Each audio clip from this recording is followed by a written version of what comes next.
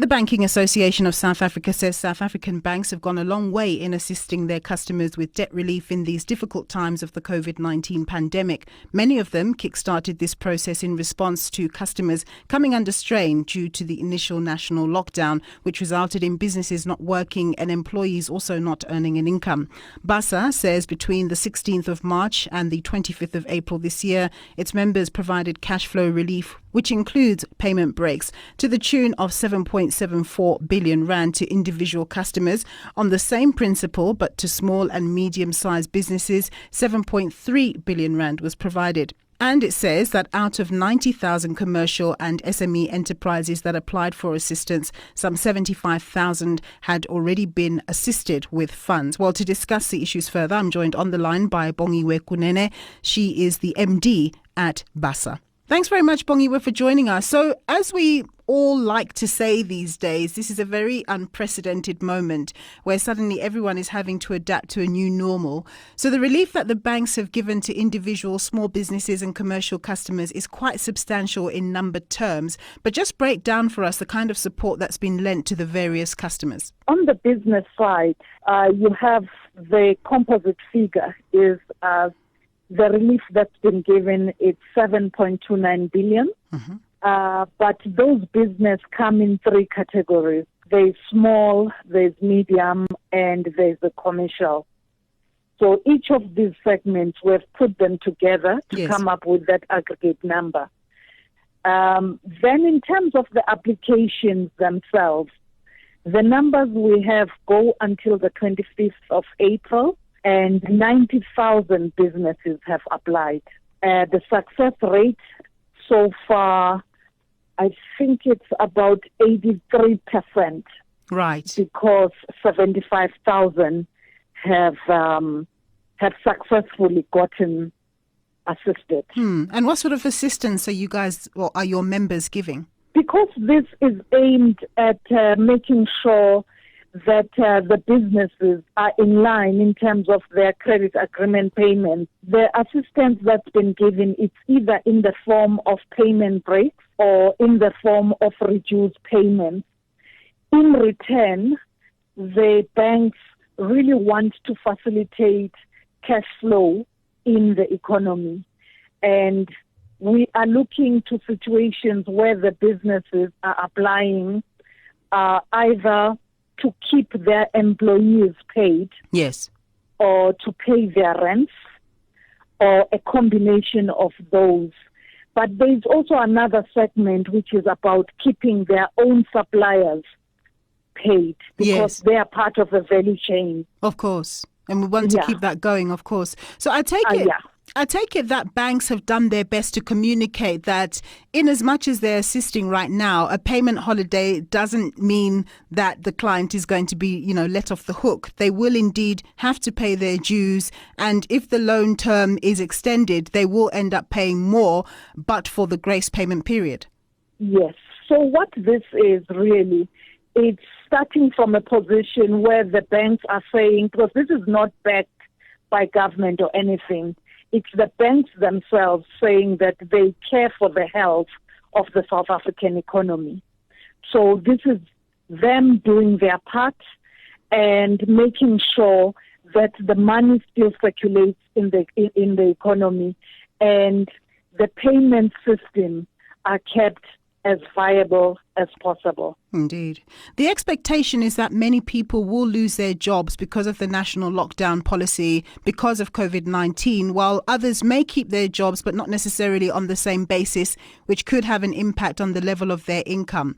Is the banking sector braving itself for very large defaults among individuals, small businesses and corporates down the line? I wouldn't say that we're expecting a huge number of defaults, because we started with this relief and leniency.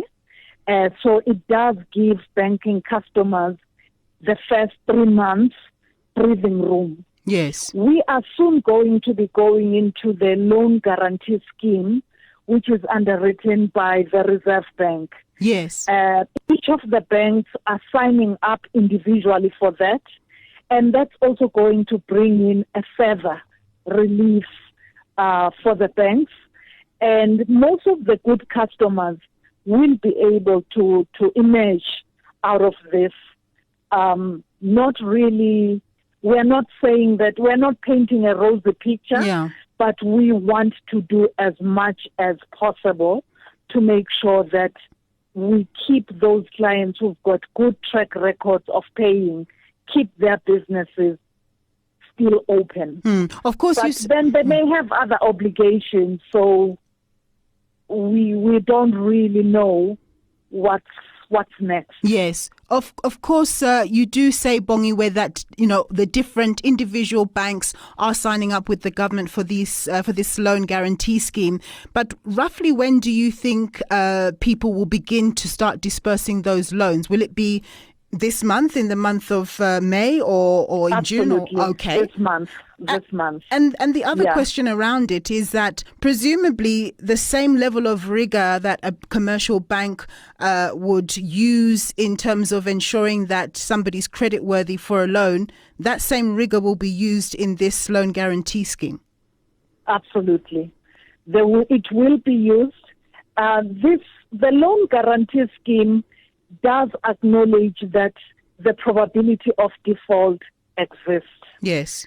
So the banks will still be using their credit risk guidelines to assess all of the clients.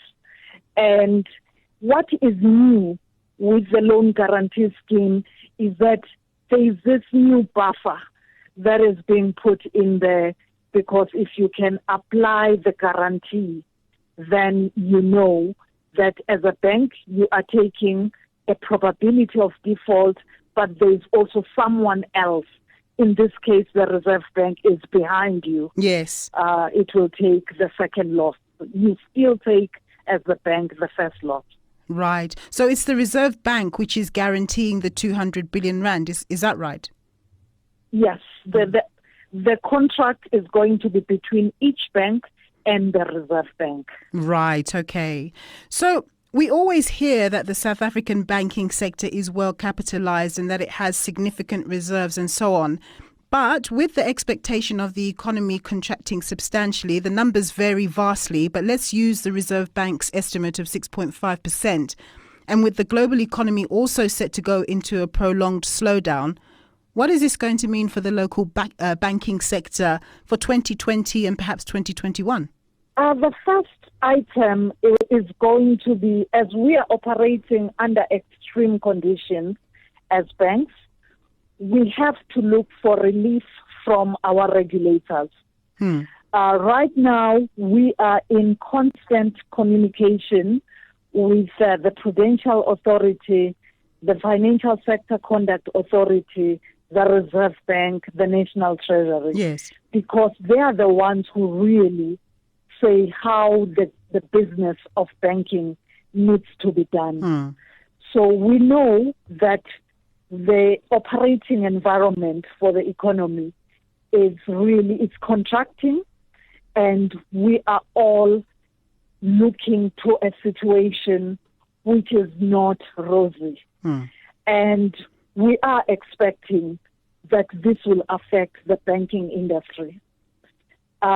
As we are stepping up as banks, offering this leniency and the relief and entering into this guarantee scheme, we are fully cognizant that the risk of losses is getting higher. Yes. But we are not in a position to step back and do nothing. We have to show our own commitment to our own communities and our economy, which is why we are doing all of this. Ultimately, we don't exist in silos. We kind of all depend on each other. Yes, we do. Our hurdles, and we will go through them in a methodical and systemic way, because as a banking association, we are talking about what all banks can do, but it's what we can do under regulation. That was Bongiwe Kunene. She's the Managing Director of the Banking Association of South Africa.